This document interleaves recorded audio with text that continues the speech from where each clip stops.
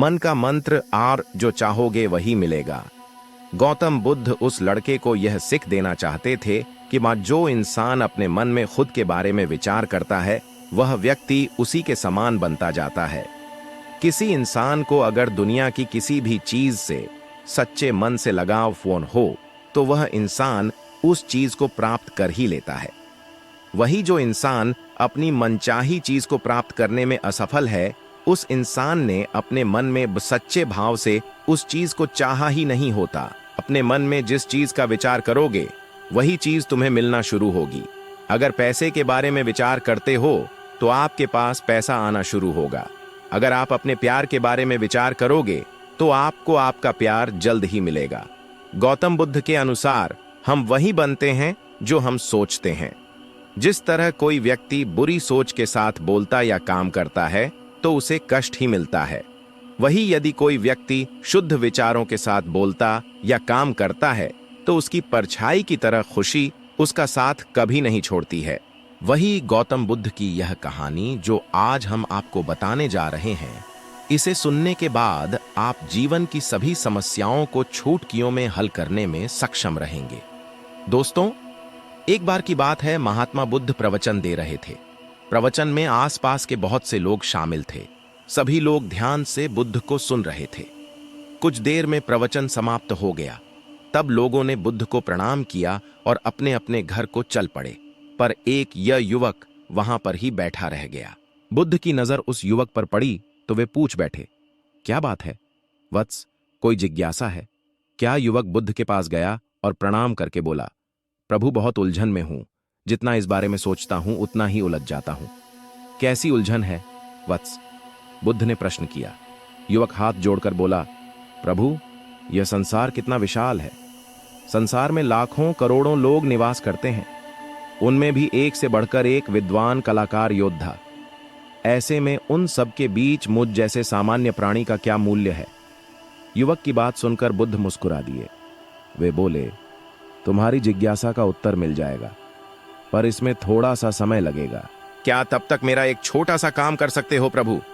यह तो मेरे लिए गर्व का विषय है कि मैं आपके काम आ सकूं। युवक ने पुनः अपने हाथ जोड़ दिए और कहा, आप आदेश करें प्रभु।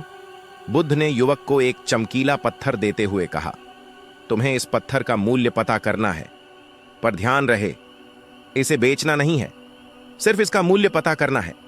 जैसी आज्ञा प्रभु। ऐसा कहते हुए युवक ने बुद्ध से वह पत्थर ले लिया। उसने एक बार फिर से उन्हें प्रणाम किया और बाजार की ओर चल पड़ा। बाजार वहां से ज्यादा दूर नहीं था। युवक थोड़ी देर में वहां पहुंच गया। वह सुबह का समय था, इसलिए बाजार अभी ठीक से लगा नहीं था। वहां पर इक्का दुक्का दुकानदार ही थे। युवक ने जिज्ञासावश इधर उधर नजर की, उसे एक पेड़ के नीचे एक दुकानदार नजर आया। वह आम बेच रहा था। युवक उस दुकानदार के पास पहुंचा और उसे पत्थर दिखाते हुए बोला, क्या आप इस पत्थर की कीमत बता सकते हैं? दुकानदार एक चालाक व्यक्ति था। पत्थर की चमक देखकर वह समझ गया कि अवश्य ही यह कोई कीमती पत्थर है। वह बनावटी आवाज में बोला, देखने में तो कुछ खास नहीं लगता, पर मैं इसके बदले 10 आम दे सकता हूं। दुकानदार की बात सुनकर युवक को हल्का सा क्रोध आ गया। वह मन ही मन बुदायर समझता है, इतना सुंदर पत्थर और इसका मूल्य सिर्फ 10 आम, अवश्य ही यह झूठ बोल रहा है। युवक को चुप देखकर दुकानदार बोल उठा, क्या कहते हो, निकालो आम। पर युवक ने दुकानदार को कोई जवाब नहीं दिया। वह चुपचाप आगे बढ़ गया। सामने एक सब्जी वाला अपनी दुकान सजा रहा था। युवक उसके पास पहुंचा और उसे पत्थर दिखाते हुए उसका मूल्य पूछा। उस पत्थर को देखकर सब्जी वाले की आंखें खुशी से चमक उठीं। वह मन ही मन सोचने लगा, यह पत्थर तो बहुत कीमती जान पड़ता है। अगर यह मुझे मिल जाए तो मजा ही आ जाए। क्या हुआ भाई, कहां खो गए? युवक ने दुकानदार की तंद्रा तोड़ी। सब्जी वाला चौंकता हुआ बोला, कुछ नहीं, कुछ नहीं, मैं तो बस मन ही मन इसकी कीमत की गणना कर रहा था। वैसे मैं इस पत्थर के बदले एक बोरी आलू दे सकता हूं। सब्जी वाले के चेहरे की कुटिलता देखकर युवक समझ गया कि यह दुकानदार भी मुझे मूर्ख बना रहा है। मुझे किसी और से इसका मूल्य पता करना चाहिए। यह सोचता हुआ युवक आगे बढ़ गया। सब्जी वाले दुकानदार ने युवक को पीछे से आवाज लगाई, क्या हुआ भाई? अगर आपको यह मूल्य कम लग रहा है तो बताएं तो सही। मैं इसे बढ़ा दूंगा। पर युवक ने उसकी बात पर ध्यान नहीं दिया।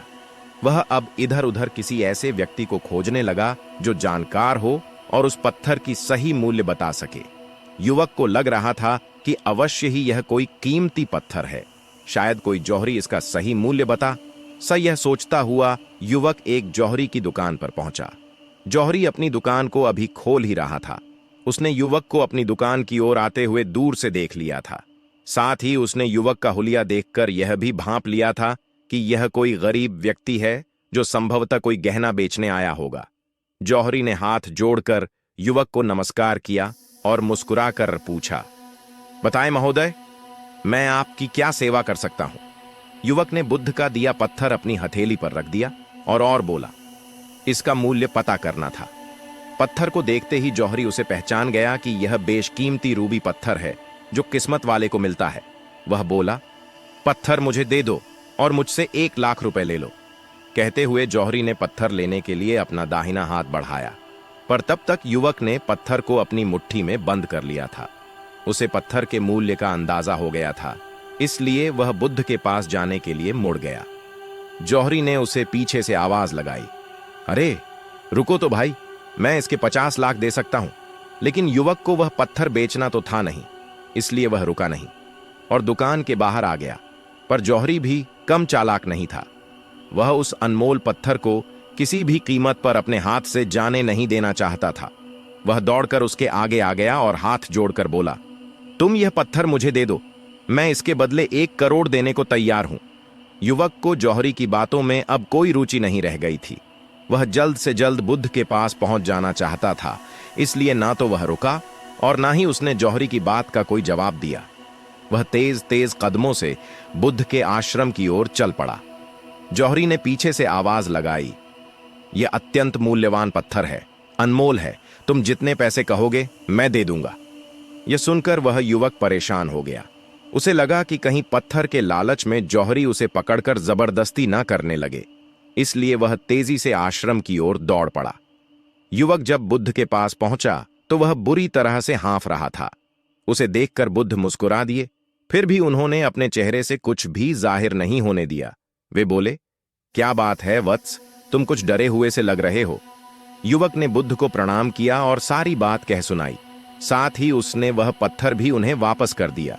बुद्ध बोले, आम वाले ने इसका मूल्य 10 आम बताया, आलू वाले ने 1 बोरी आलू और जहरी ने बताया कि यह अनमोल है। इस पत्थर के गुण जिसने जितने समझे उसने इसका मूल्य उसी हिसाब से लगाया। ऐसे ही यह जीवन है। प्रत्येक व्यक्ति खान से निकले हुए एक हीरे के समान है जिसे अभी तराशा नहीं गया है। जैसे जैसे समय की धार व्यक्ति को तराश की जाती है, व्यक्ति की कीमत बढ़ती जाती है। यह दुनिया व्यक्ति को जितना पहचान पाती है उसे उतनी ही महत्ता देती है। कहते हुए बुद्ध एक क्षण के लिए रुके, फिर बोले, किंतु आदमी और हीरे में अंतर यह है, हीरे को कोई दूसरा तराश होता है और व्यक्ति को अपने आप को स्वयं ही तराशना पड़ता है। और जिस दिन तुम अपने आप को तराश लोगे, तुम्हें भी तुम्हारा मूल्य बताने वाला कोई ना कोई जौहरी मिल ही जाएगा। गौतम बुद्ध उस लड़के को यह सिख देना चाहते थे कि जो इंसान अपने मन में खुद के बारे में विचार करता है, वह व्यक्ति उसी के समान बनता जाता है। किसी इंसान को अगर दुनिया की किसी भी चीज से सच्चे मन से लगाव हो तो वह इंसान उस चीज को प्राप्त कर लेता है। वही जो इंसान अपनी मन छाई चीज को प्राप्त करने में असमर्थ है, उस इंसान ने अपने मन में सच्चे भाव से उस चीज को चाहा नहीं होता है। वही दोस्तों, गौतम बुद्ध की इस प्रेरणादायक कहानी को आप अपने मित्रों के साथ शेयर जरूर कीजिए ताकि उन्हें भी गौतम बुद्ध के असल ज्ञान के बारे में पता चल सके। और कमेंट बॉक्स में नमो बुद्धाय लिखना ना भूले। नमो बुद्धाय दोस्तों। गौतम बुद्ध की इस प्रेरणादायक कहानी को अपने मित्रों के साथ जरूर शेयर करें ताकि उन्हें भी बुद्ध के अमूल्य ज्ञान का एहसास हो सके। और